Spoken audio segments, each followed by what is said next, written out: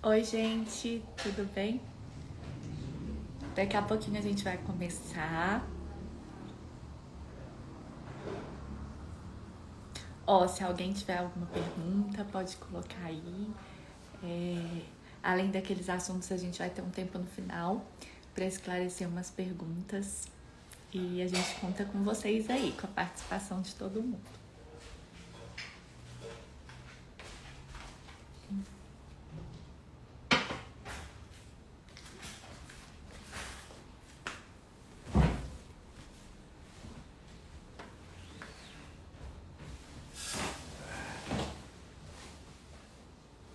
Pode interagir, cara. Você precisa ficar igual uma estátua aí. Seja mais natural. Eu vou só adiantando para vocês, a gente vai falar sobre alguns temas muito interessantes, que são a incontinência urinária e fecal para quem tem alguma lesão medular. E eu acho que é tão interessante porque eu gostaria de saber caso alguém que eu conhecesse tivesse nessa situação, e é um tema completamente desconhecido para mim. Eu não tinha a menor ideia que isso acontecia, sabe? O Mário tá aqui. Vou autorizar ele a entrar aqui para conversar com a gente. Oi, Mário, Oi, boa noite. Oi, Raquel. Boa noite, pessoal. tudo bem? Joia. Amor, vem aqui dar uma arrumadinha aqui no vídeo.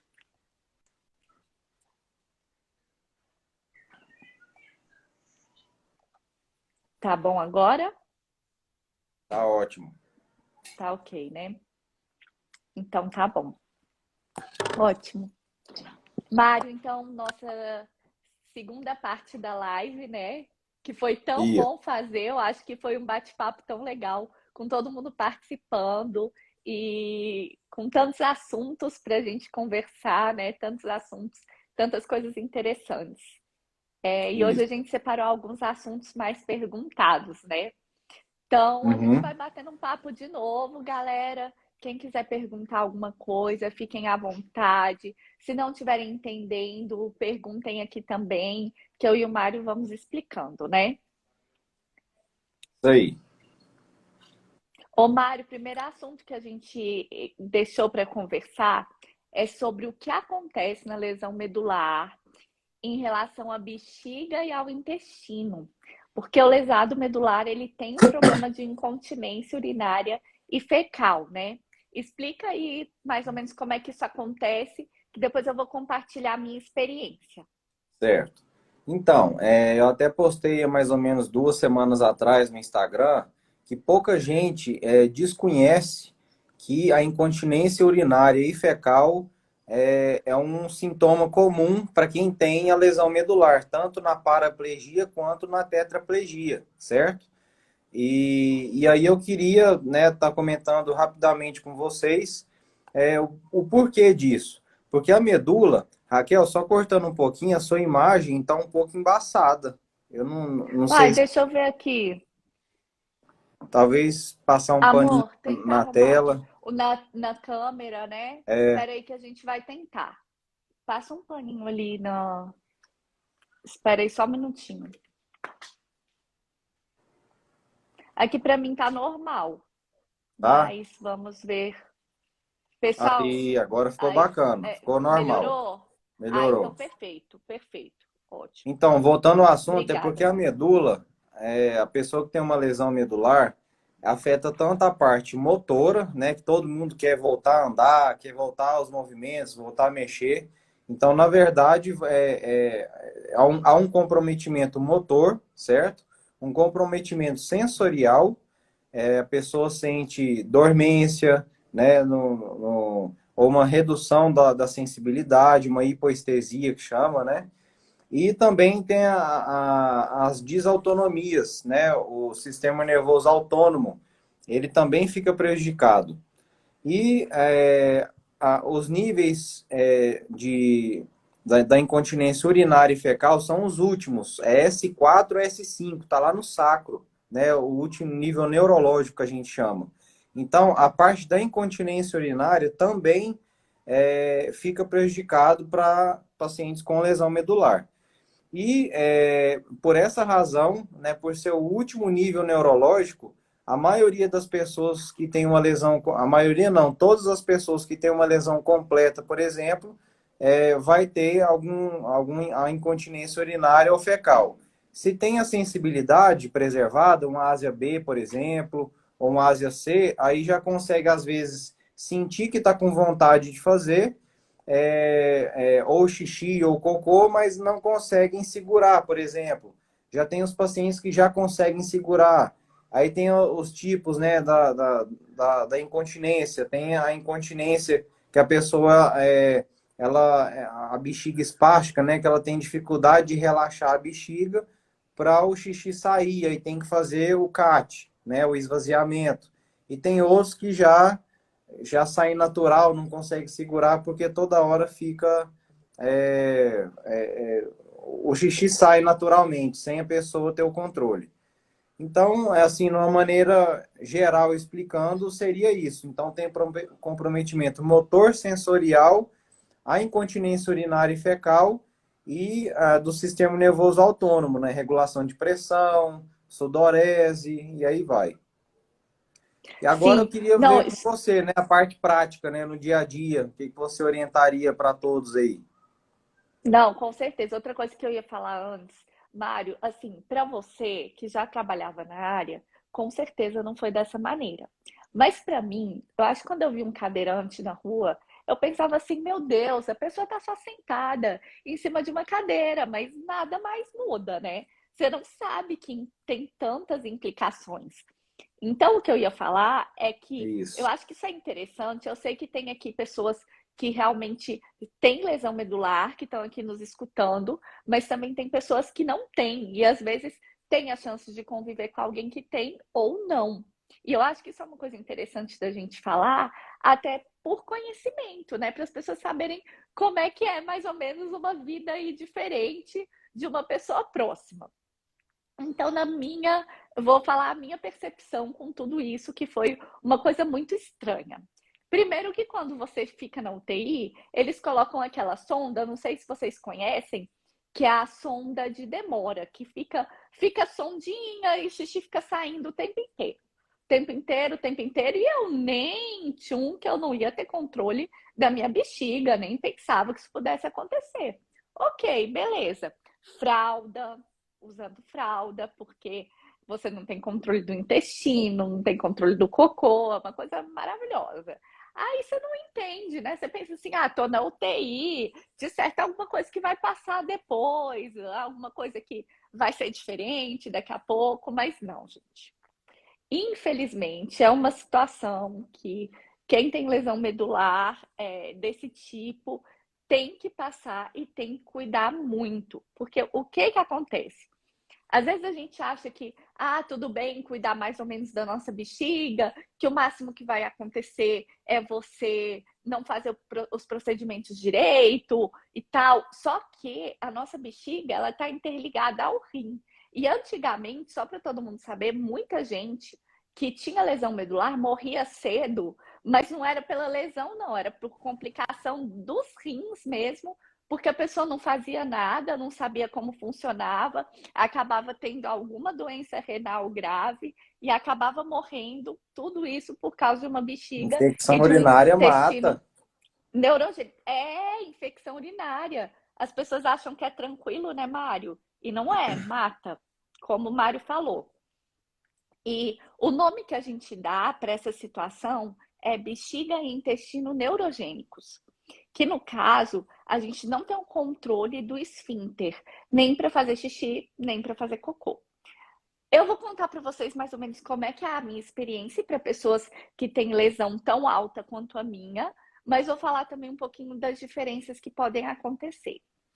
A minha bexiga, ela é espástica. O que significa isso? Ela fica contraindo involuntariamente várias vezes, eu não sei quando. Então, por exemplo, se eu não tiver medicada, se eu não tomar nenhum remédio para isso, eu preciso usar fralda. Senão, eu vou ter perda de xixi sem eu nem perceber. Mas, graças a Deus, a medicina evoluiu, porque isso é uma parte muito chata da lesão medular, eu fiquei quase um ano assim usando fralda até chegar como a gente está hoje. A medicina evoluiu, existem algumas formas de você evitar a perda de urina, que são, existe botox na bexiga, que ele age mais ou menos como age na testa. Não olhem a minha, porque ela tá precisando de um botox, tô brincando. Olhem a do Mário, tô brincando, galera. Então, ele age mais ou menos como na testa. Então, vamos dizer aqui, ó, aqui tem as ruguinhas. Aplicou o botox, o que ele vai fazer? Ele vai impedir que o músculo se contraia, ele vai ficar ali relaxado.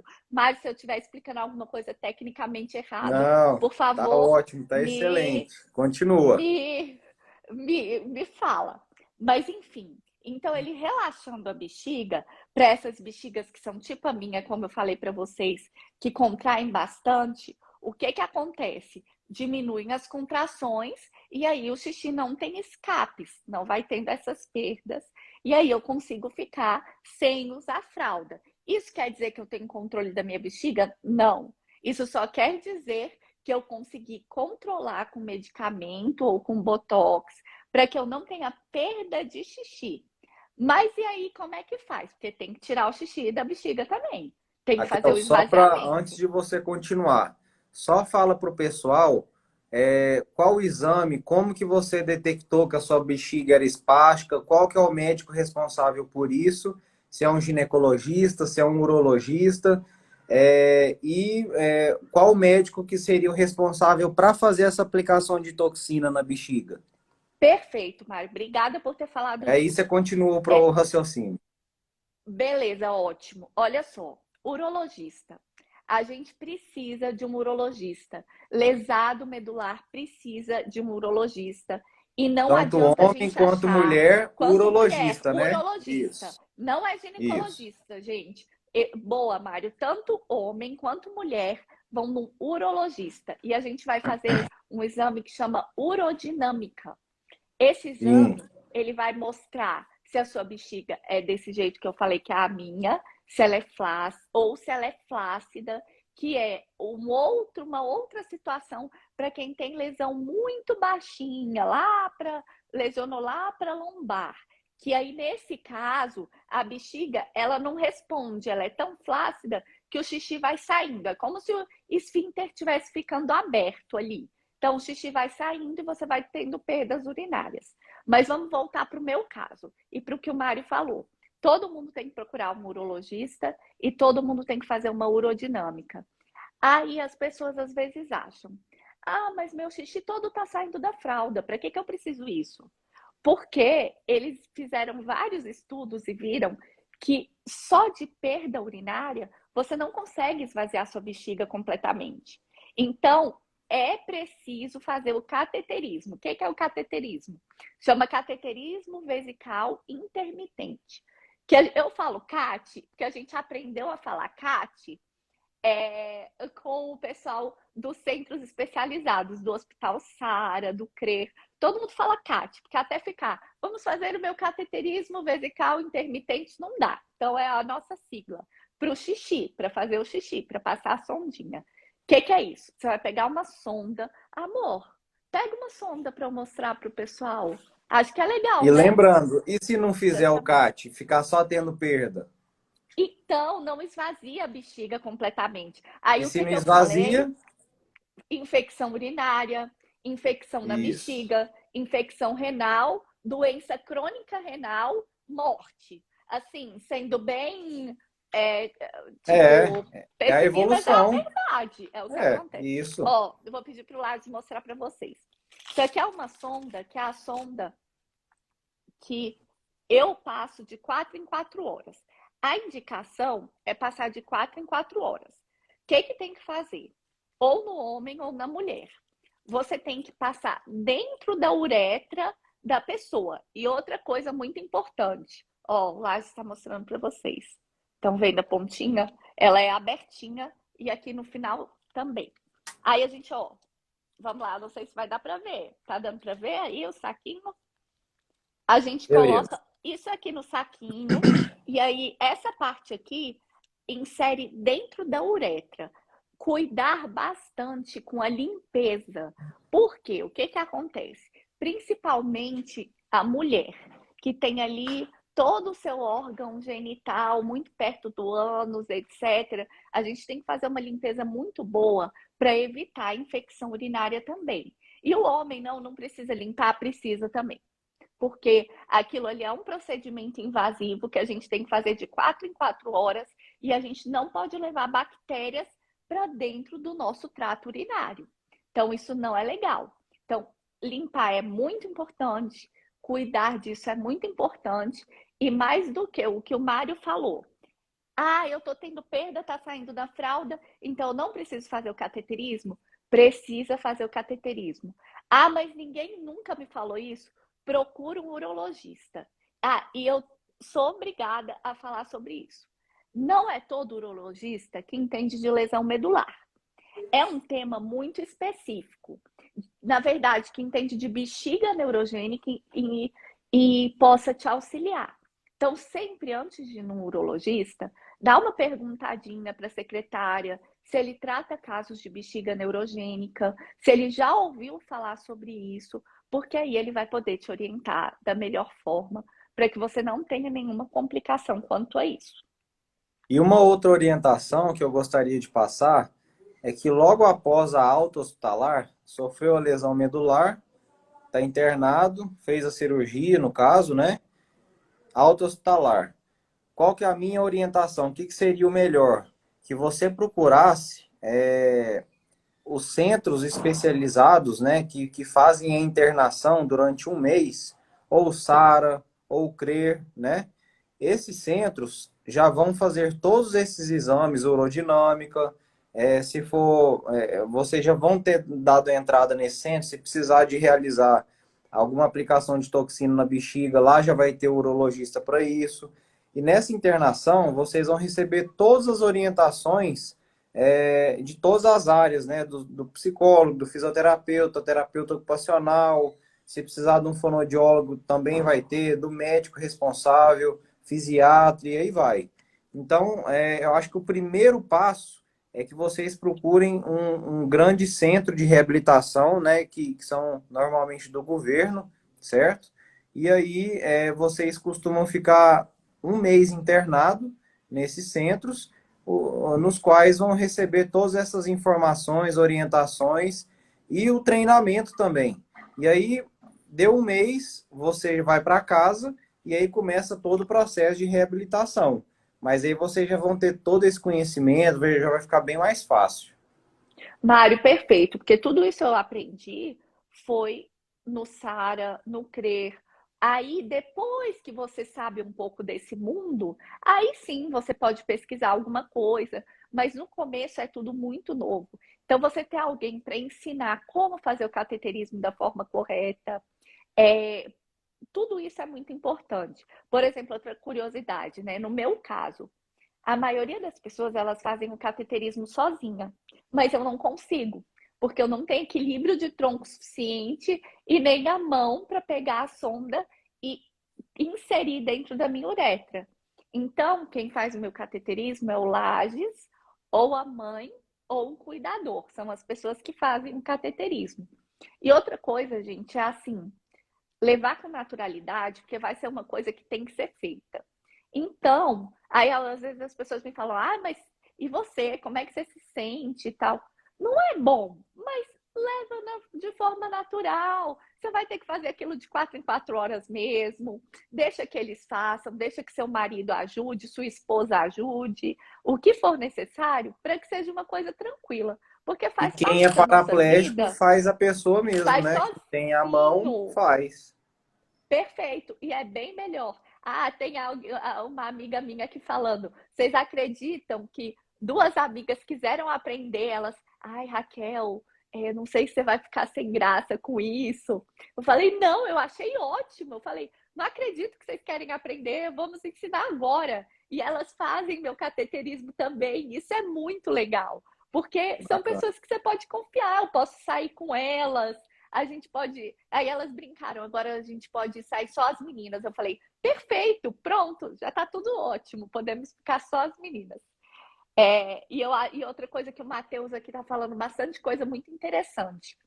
que muita gente não sabe dessa questão do cateterismo, muita gente não sabe da importância de passar a sonda, muita gente não sabe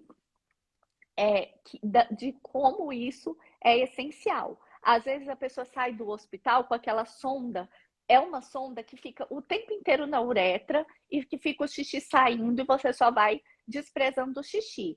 E aí, às vezes, a pessoa pergunta assim: e por que não ficar usando só aquela sonda? Por que não deixa assim comigo só aquela sonda que chama sonda de demora? Para que ficar colocando e tirando, que é um processo, né? Vamos dizer que tem que ser feito várias vezes.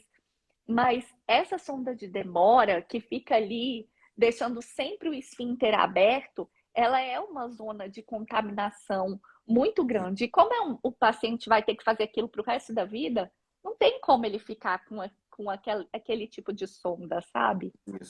Isso mesmo. Então, Aí a assim, eu Clary acho está que falando que ela também faz meu cateterismo. E a gente já é, pode ir para o banheiro feminino para fofocar. Viu? Pronto. vai no barzinho tomar uma amiga já tá lá para fazer, ó. Pronto, Pronto. tá resolvida essa questão. Exatamente, resolvido. Uma segura a cadeira. Ai, dá para fazer o cateterismo da cadeira? No meu caso, eu faço deitada. Na cadeira dá? Dá. Não é fácil, não, mas dá. Desde que alcance Mas lá a dá. uretra, gente. Dá. A gente dá um jeito para tudo Pronto. nessa vida.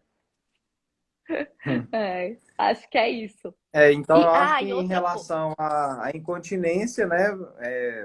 Se tiverem mais alguma dúvida, podem perguntar ou depois a gente responde ao longo da semana para vocês. É verdade, é verdade. Ó, vou falar agora da parte mais traumática da lesão medular. Incontinência fecal. Gente do céu, é o terror. Sei nem nunca falei assim tão abertamente com as pessoas sobre isso, mas eu acho que é uma coisa importante de se falar também. Isso, E da vamos importância esclarecer também tudo. de educar o intestino, né? Para quem, no caso, tem uma lesão medular, que foi algo que também melhorou muito minha vida. Vamos lá. Eu consigo controlar meu esfíncter? Não. E o que que acontece, como eu já falei para vocês, o esfíncter, ele é espástico. Então, ele é como se ele tivesse fechadinho, vamos dizer assim. Então, para eu conseguir fazer cocô, tem que se realizar um procedimento que chama toque. É isso mesmo que vocês estão pensando. É alguém com luva, tudo certinho, óleo mineral para não machucar. Tem que fazer o toque na região anal para que o esfíncter se abra para o cocô sair. E o que que acontece também? Eu não tenho todo o peristaltismo do intestino para que vá expulsando o cocô aos poucos até chegar lá no reto. Então, a alimentação é muito importante, muito mesmo.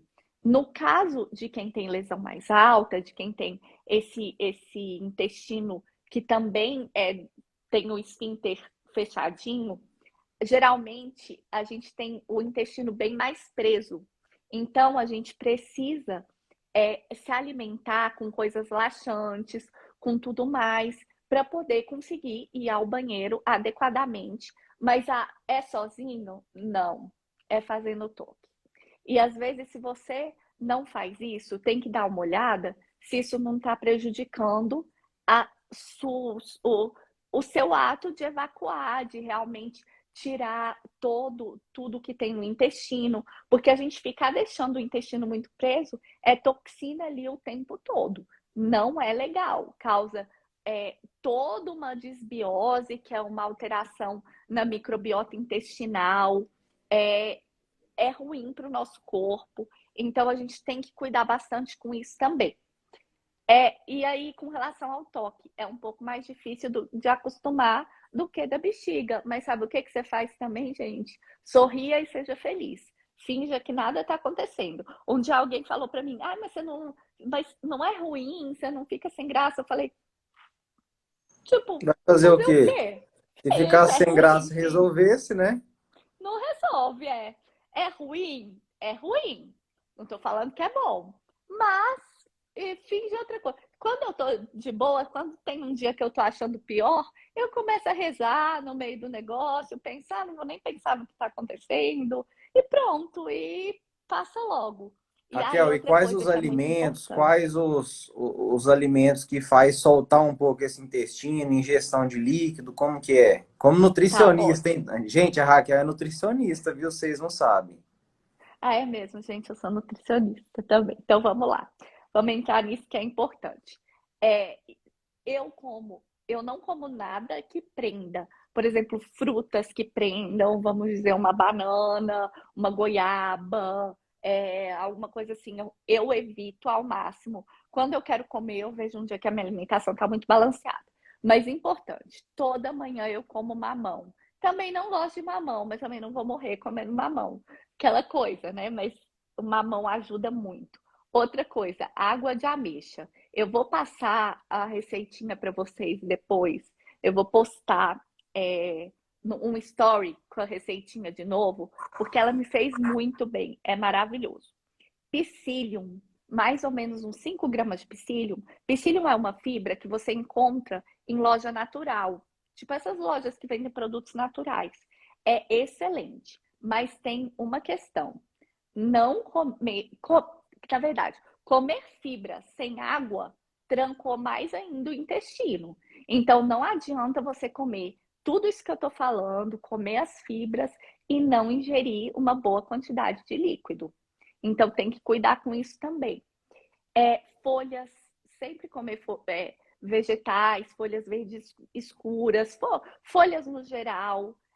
Enfim, é assim que eu consigo realmente educar meu intestino. E outra coisa que eu ia falar para vocês, o que eu faço? Eu escolhi um horário que eu gosto de tomar banho. E eu sempre faço isso antes de tomar banho. E aí eu não o que é muito bom é que eu não tenho perda de cocô, por exemplo. Então eu não preciso usar fralda por isso. Eu consegui educar o meu intestino para não precisar usar fralda e viver feliz, porque ficar usando fralda todo dia é muito ruim. E isso é possível. A gente tem que entender nosso corpo e ir educando mais ou menos para conseguir que isso aconteça. Raquel, e como que você conseguiu educar esse intestino seu? Não foi só pelo tipo de alimento, né? Como que você fez para poder sempre ter aquele reloginho biológico para estar ali fazendo cocô? Por exemplo, se você às vezes vai sair para a rua, a gente faz a hidroterapia, fala, nossa, mas a Raquel é teto, como que ela faz hidro, né? Não usa fralda, não usa nada. Como que você educou seu intestino para que você fique sem fralda, tranquilo? Como que foi essa rotina para formar esse reloginho aí? Ótimo, vou contar. Primeira coisa que é quem me ajudou nisso completamente foi o Lages. Aí vocês falam, Lages, seu marido, ele faz isso em você? Faz. Ah, mas nossa, e seu marido não vai achar isso estranho? Não, não vai achar isso estranho. Ele tem que me ajudar, ele faz e pronto, e tá tudo bem. E ele foi um grande responsável, por quê?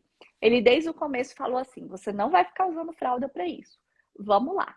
E aí toda vez a gente ia no mesmo horário. No começo eu fui muito rígida, porque eu não sabia como é que ia ser. No mesmo horário a gente ia pro banheiro, fazia tudo isso que eu tô falando para vocês, o toque para fazer cocô, naquele mesmo horário. E pronto. Aí tá, no outro dia a mesma coisa. E continuamos isso por um bom tempo. Até que eu fui ficando segura, porque eu fui vendo que não ia acontecer nada de errado. Então que eu podia ficar sem fralda. E aí eu fui começando a entender. No meu caso, não é tão difícil, porque, como eu falei para vocês, o intestino fica mais preso. Então, é mais difícil de ter perda. Quando a pessoa tem uma lesão muito baixinha, que aí o que acontece é que, como vamos dizer que o esfíncter fica flácido, que aí é Uhum. como se fosse o cocô talvez saia sem você perceber. Aí é um pouco diferente, porque você vai ter que aprender, na verdade, a comer alimentos que controlem o seu intestino mais ou menos, e também tipo, os horários que você vai se alimentar, como é que você vai fazer, etc. E também esvaziar bem ali o reto para que você não tenha sempre o cocô ali saindo o tempo inteiro na fralda. Então são casos diferentes. Mas no meu caso, eu consegui só educar com horário, entendeu? Isso. Então Então, deu assim, certo. resumindo, o que eu costumo falar para todos os pacientes meus? Resumindo, é rotina. Quem tem lesão medular quer não sofrer mais com essas perdas de fezes, formar o reloginho biológico aí, é rotina. Rotina que eu falo é tanto os horários de alimentação, então você sempre comer nos mesmos horários ali, o café da manhã, o almoço, o lanche da tarde, a janta, e os tipos de alimentos também, tá? Então vamos supor, uma pessoa hoje comeu tudo certinho, amanhã vai taca 2 pratadas de feijoada. Aí quem tem uma lesão baixa, o que vai acontecer? Aí vai sair à noite, o que vai acontecer? Solta o intestino, né?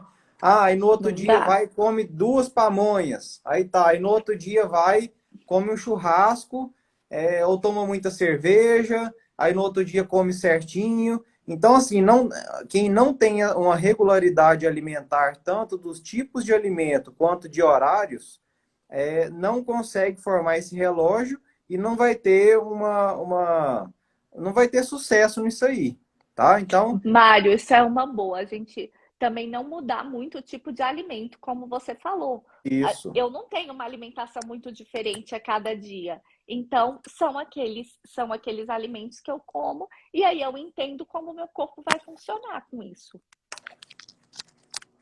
Isso aí. Ah, eu acho que sobre isso, gente, ficou alguma dúvida? Alguma coisa sobre a incontinência?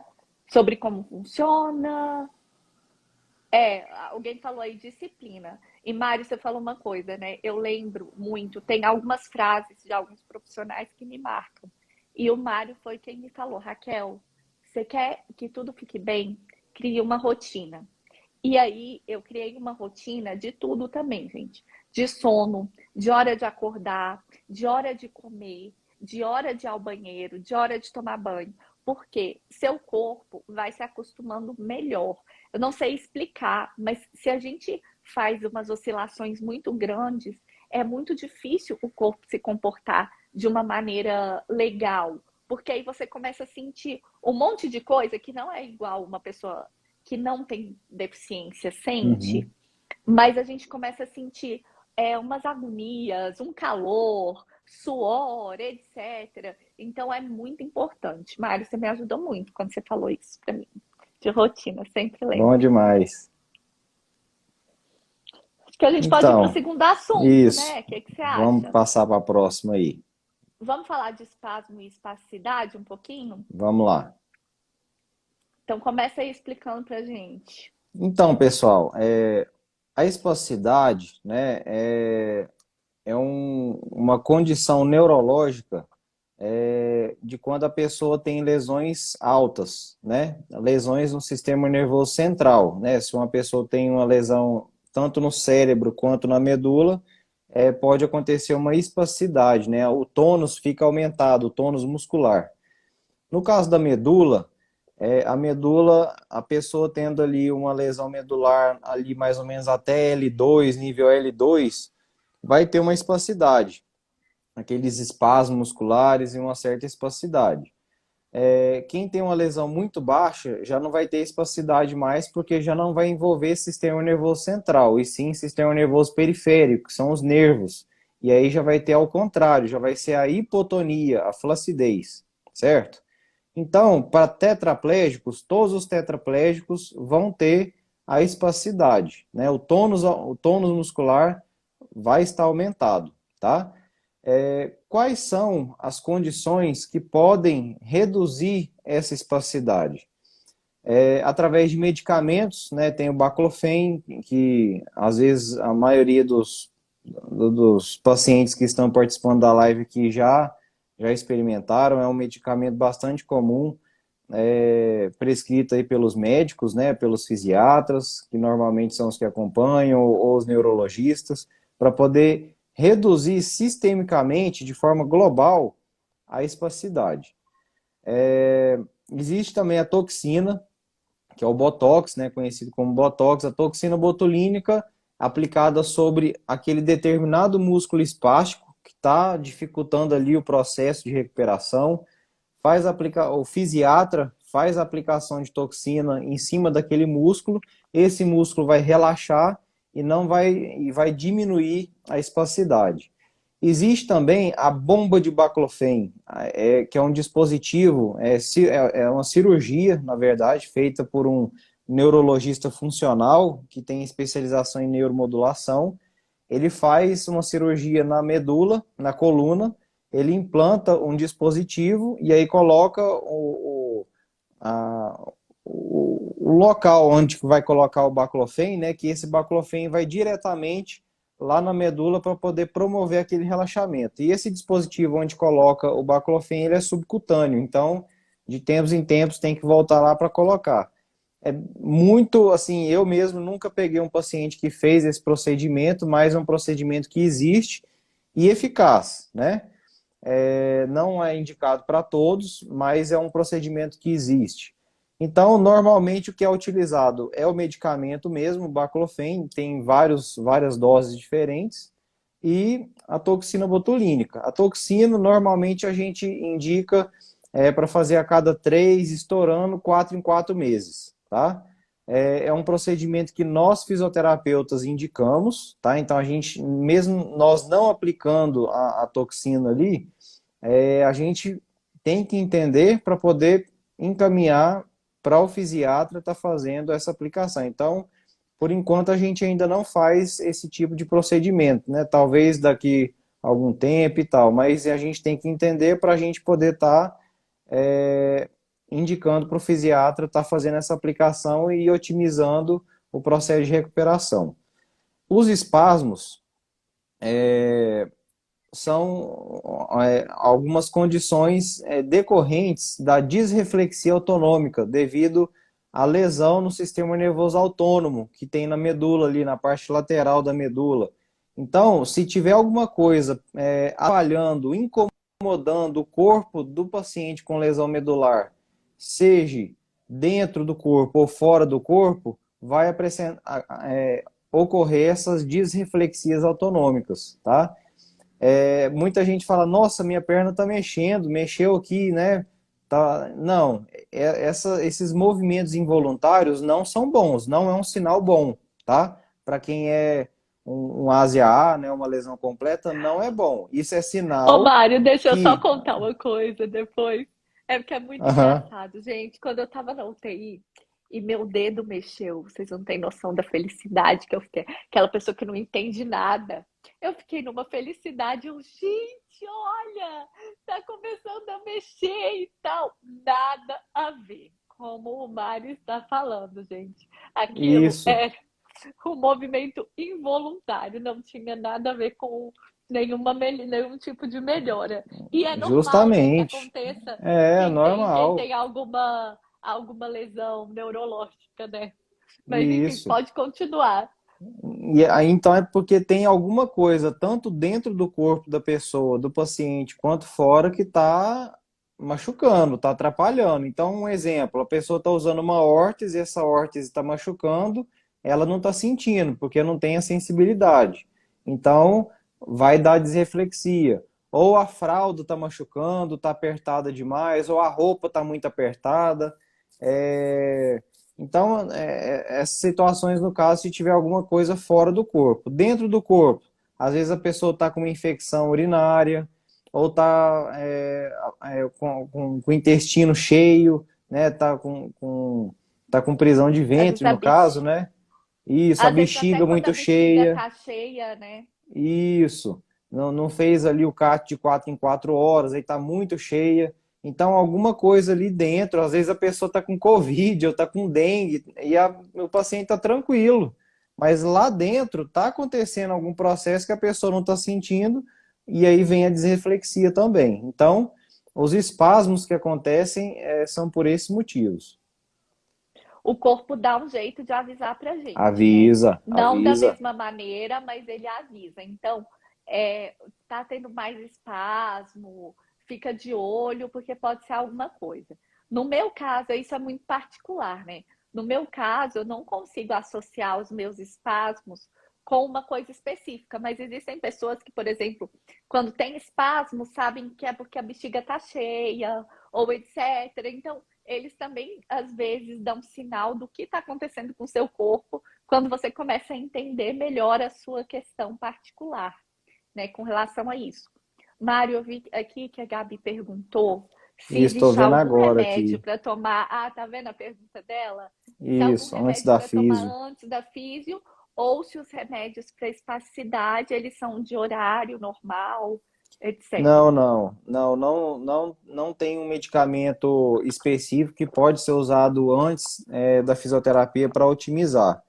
Os medicamentos normais mesmo que tomam, que os pacientes estão acostumados a tomar no horário habitual mesmo. Ah, vou falar do meu caso de medicamento, né? Eu não tomo baclofen porque eu já tomei por pouco tempo, mas me deu um pouco de sonolência, de moleza, mas eu tô disposta a tentar novamente.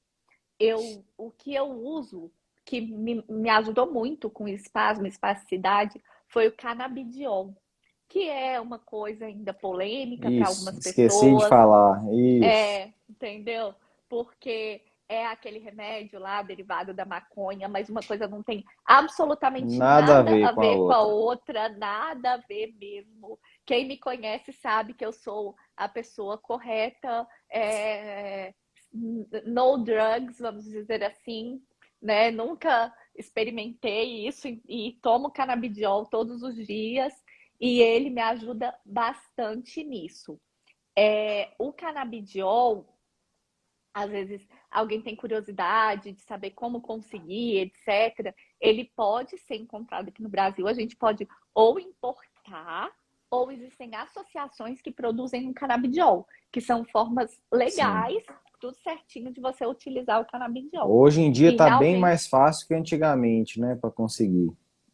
graças a Deus, porque eu acho que pelo tudo que eu já li, tudo que eu já vejo de pessoas relatando as melhoras com canabidiol, eu fico muito feliz que fique mais fácil de conseguir. Você também, né, Mário? Porque você tem Isso, pacientes que usam e veem que usam. realmente faz diferença, Isso, né? minha esposa usa, né, por conta de enxaqueca. Então, assim, são vários benefícios. E lembrando que não é qualquer médico que tem ainda a capacitação para prescrever o canabidiol de forma específica, correta, porque existem Verdade. vários tipos, né? Várias marcas. Então, às vezes a pessoa traz lá dos Estados Unidos um frasquinho de canabidiol que comprou lá numa lojinha do posto de gasolina. Aí não é a mesma coisa, né? Então, Bom que você falou. normalmente procurar algum médico que já tem alguma capacitação, já tem alguma experiência com essa prescrição para poder estar tendo o resultado desejado, né? Exatamente, isso é muito importante. Até porque, como você falou, Mário, tem a questão da dosagem, tem a questão do tipo. O cannabis, eu não sei se eu vou conseguir explicar, não sou expert no É assunto, mas complexo. ele tem tipo assim, várias substâncias que atuam no nosso organismo, não é só uma. As principais são o THC e o CBD, mas existem vários fitoquímicos que podem atuar no seu corpo. Então, dependendo da marca, de como ele é extraído, aqueles fitoquímicos podem estar mais presentes ou não, e dependendo do seu caso, um ou outro fitoquímico vão ser mais importantes que os outros. E aí, no meu caso, eu tô tomando canabidiol, mas eu tô vendo que os meus espasmos estão aumentando e minha espasticidade. Aí alguém pergunta, uai, Raquel, mas como assim tá aumentando, antes não tinha? Isso também pode variar, né, Mário? De acordo com a lesão, com o tempo de lesão. Não quer dizer que se eu tenho espasmo hoje, eu vou ter para sempre, ou do mesmo jeito. Não necessariamente na sua vida inteira vai ser tudo do mesmo jeito. Então você tem que Depende do entender do seu organismo, né? corpo e ir manejando isso. Eu quero ver se eu começo a tomar outro remédio e aí eu posso falar minha experiência para vocês para ver se melhorou. E por que eu quero tomar outro remédio? Porque eu tô vendo que meu corpo está muito rígido.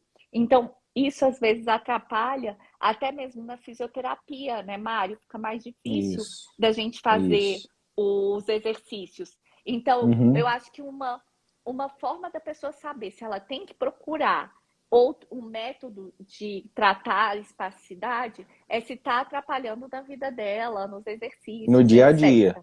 No dia a Isso. dia, né? Até pouco tempo atrás a Raquel me perguntou, eu falei, Raquel, os espasmos seus, tá atrapalhando no dia a dia?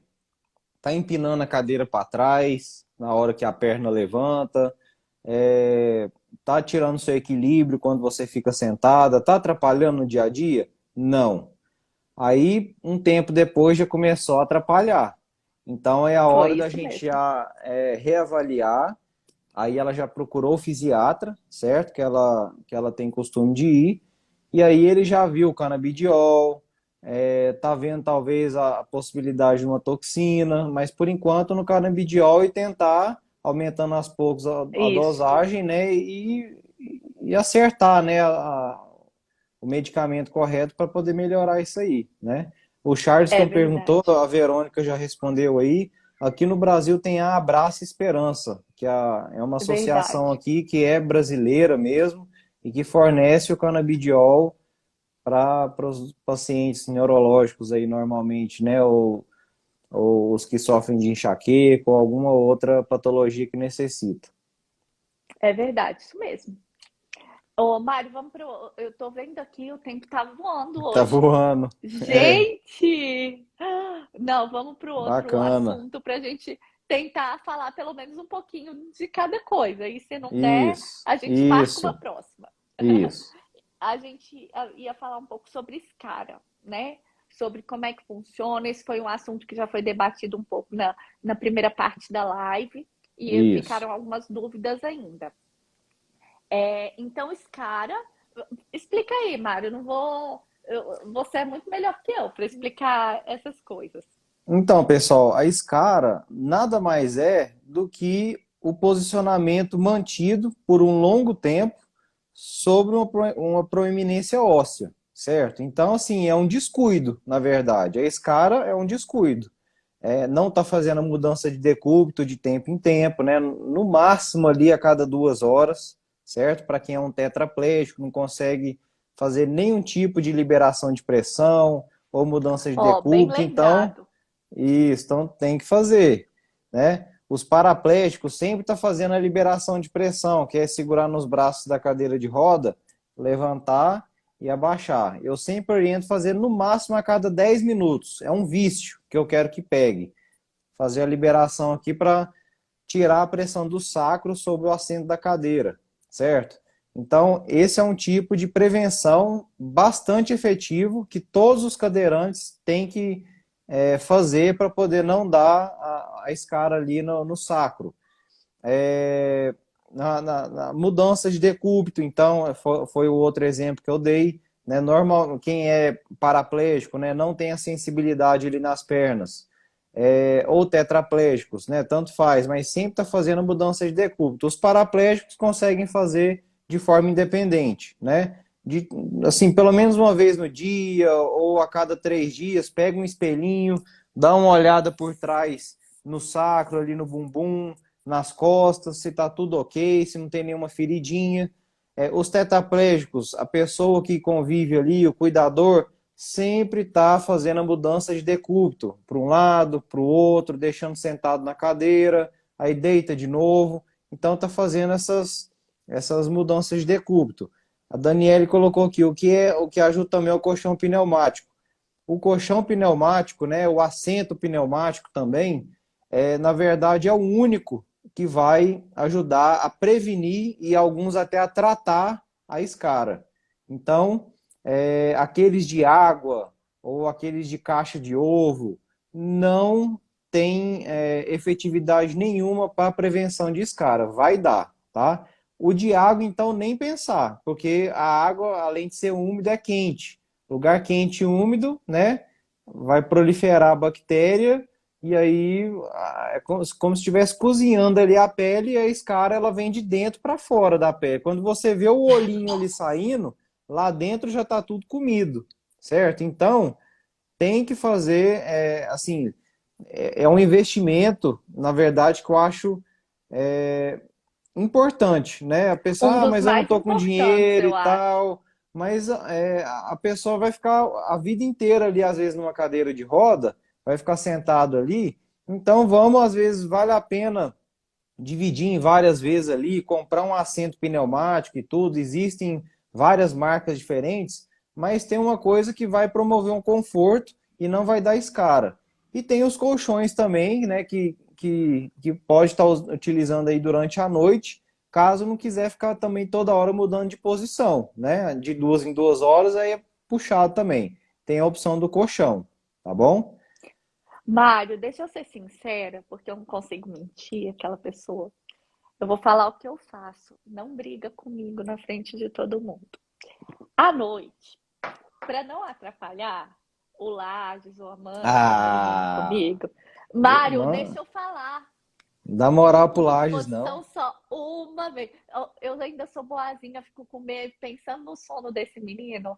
Olha Ah, só, o cara fico lá dorme sofrendo demais. para não chamar ele. Olha como eu sou. Ai, ai, então. Mas enfim, eu mudo só uma vez por noite. Mas deixando bem claro que eu faço uma série de cuidados para que isso não me traga problema. E deixando bem Uhum. claro que se eu ver que está surgindo alguma marquinha na minha pele, eu vou mudar de conduta. Então, o que que a gente faz? Toda vez a mãe que está aqui rindo e sabe que é verdade, ou quem vai me dar banho, olha meu corpo inteirinho para ver se não tem nada. E não é um machucado, não. É como você falou, é um vermelhinho que às vezes lá por dentro já está tudo muito machucado. Até às Isso. vezes tem necrose, tem morte de E tecido é lá foco dentro. de infecção e pode causar uma internação e, né? Então Não, e é além grave, esse disso, cara é grave. atrapalha a pessoa a fazer todas as outras coisas. Ela não vai É, poder ficar sentada em isso. cima da escara, então ela vai Interrompe o ter que processo de ficar de bruços. reabilitação. Exato, interrompe o processo de reabilitação. Ela vai ter que, ao invés de se reabilitar, tratar a escara dela. Outra coisa, Justamente. escara, por exemplo, não aceita ninguém com escara. Então, assim, ninguém não, porque existem casos extremos que a pessoa tem que ir para lá fazer cirurgia, etc. Mas para reabilitação normal, é indicado que você melhore a sua escara primeiro, em alguns casos. Então, tem isso que pode atrapalhar também. Então, assim, escara é um atraso. É um Pode fator acontecer? Claro que limitante. pode. Mas eu acho que a gente cuidando todo o santo dia, não adianta a gente achar que cuidando uma vez por semana vai dar certo. Mas cuidando todo o santo dia, é possível que ela não aconteça. Outra E o coisa, que que você hidratar passa o na pele, corpo. Raquel? Isso. Isso. Eu passo hidratante. Eu gosto mais de hidratante o mínimo químico possível. Então, não que eu compre mas compro mais vegetal, vegano, etc. E eu misturo óleo de girassol. Óleo de girassol não de cozinha, gente. É o Dersane. Acho que todo mundo já ouviu falar. Eu misturo um pouco no hidratante, mexo o hidratante e passo aquilo ali no meu corpo todos os dias. Isso é muito importante. Outra coisa, sempre checar a roupa, usar uma roupa que não vai te machucar. Confortável, leve. O lençol, deixar o lençol bem esticadinho. Tudo isso é muito importante para que não tenha escara. E ficar olhando sempre se surgiu alguma marquinha ou não. A outra coisa, Mari, que é uma coisa importante, que eu acho que a pessoa já perguntou desde da última live. Ela perguntou como é que funciona a questão de exercício para prevenir escara, se existe isso, e se a pessoa está com escara, se é bom fazer exercício. Aí conta assim um pouquinho pra gente sobre Ó, isso. exercício para prevenir escara não existe, né? O que vai prevenir escara é tudo isso que a gente acabou de falar, tá? Então, exercício para prevenção de escaras não tem, tá? Só seguir essas orientações que a gente passou. E a segunda é se...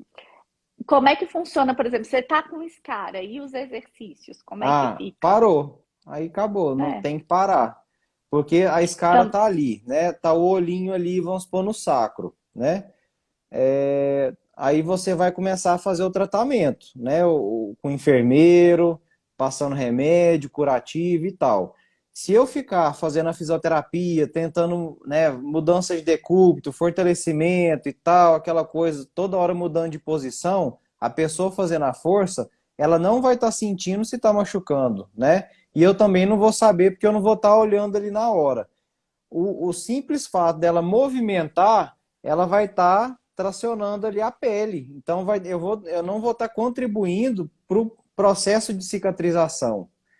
E se tiver com escara, é fazer com que aquele local que está com escara não haja pressão sobre ela, entendeu? O colchão pneumático tem uns que tem uma bolha já bem maior, que esses servem para tratar a escara. Aí sim já melhora bem mais rápido aí. Sim, é verdade, isso mesmo. Aí o Ah, o Hércules está sol. perguntando O aqui do sol é sol. isso. Ajuda, né? Eu acho que se a gente for pensar num sol saudável, né? Aquele sol Isso, para a gente ativar a isso. vitamina D, para a pele ficar mais saudável, é muito bom. Mas a gente tem que pensar também que um sol demasiado vai deixar a pele mais fragilizada e vai prejudicar nesse caso, né? Isso. Orientação boa da Gabi aí, falando da parte do suporte nutricional e a higiene também, que vai contribuir bastante Boa, Gabi. para não deixar Verdade, da é verdade. escara. Então, resumindo, não deixar da escara. Vocês agora sabem, têm as orientações, não pode deixar, independente se é um para ou se é um tetra, tá? Isso mesmo. Ou se é uma pessoa acamada, né? Vamos lá, às vezes alguém tem Isso, alguma idoso, geral, acamado, geral. qualquer pessoa que esteja assim, tem a chance de dar escara, que a lesão é por pressão ali. Então a gente tem que cuidar sobre isso. Isso. Ô, Mário, eu tô achando, para a gente falar de equipe multidisciplinar e as suas funções, a gente vai A levar um próxima, né? tempinho. Tô E já achando que está a com gente deixa para 55 próxima. minutos, isso. Mas E assim, aí a gente o podia. importante, Raquel, que eu achei bacana, que a gente abordou esses três temas aqui específicos, né? Que teve muitas perguntas aí nesse tempo aí após a primeira parte da nossa live. E a gente acho que conseguimos, né, passar todas as orientações possíveis aqui de forma bem rápida, sucinta, assim, e eu acho que foi bacana, né? É melhor do que ter abordado todos os temas e não ter ido a fundo, né? Eu também acho. E foi bom que a gente conversou bastante, trocou ideia, né? Eu também acho. Ô, Mário, deixa eu terminar aqui que tiveram umas perguntas extras para ver se a gente consegue responder aqui nos últimos Isso. minutinhos aqui para o pessoal. Hum, Vamos falar sobre. Uma pergunta bem básica. Uma pessoa perguntou assim, que ela tem muito, ela sua muito quando ela sente dor e ela é tetra, se isso é normal. Aí eu acho que faz parte do que a gente respondeu lá, falou no comecinho, né? isso. De disreflexia. Acredito que seja Isso, tem tipo a normal, que disreflexia pode ser uma do sistema nervoso disreflexia mesmo. autonômico. Isso. Exatamente. Então A é pessoa, normal, ela gente. tem é, às vezes a pessoa, às vezes tem a regulação da temperatura corporal, né, que é uma parte do sistema nervoso autônomo, às vezes está muito frio e a pessoa está com calor, ou ao contrário, está muito quente, a pessoa está com frio, e aí tem aquela sudorese ali acima da lesão, Da ou lesão. arrepio. Então, isso aí é decorrente da lesão mesmo.